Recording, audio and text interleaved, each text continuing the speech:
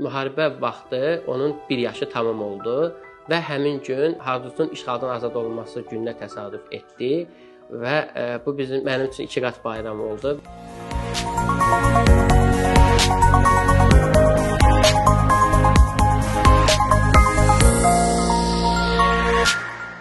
...2016-cı ildən Azərbaycan Dəmir Yollarında fəaliyyət göstərmişəm. Bu bizə ailəlikcə keçib bu peşə. Atam fəxri dəmiryolçu olub və mən də onun peşəsini bu günə kimi davam etdirirəm.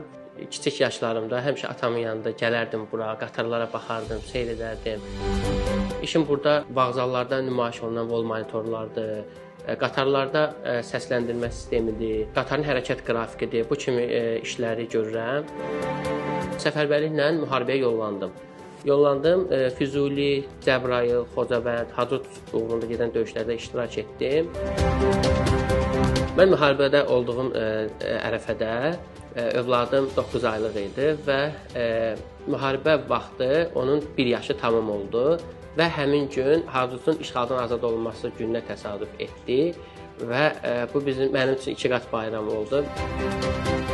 27 sentyabr anım günü və müharibədən artıq 5 il ötür və bir dəmir yolçu kimi olaraq bu uğurda, bu qələbədə bir payımın olmasını mənim üçün çox qürur vericidir. Bir dəmir yolçu kimi həqiqətən mən fəxr edirəm ki, mən də o döyüşlərə qatıldım, ora bir töhfə verdim. Mən dəmir yolçuyam.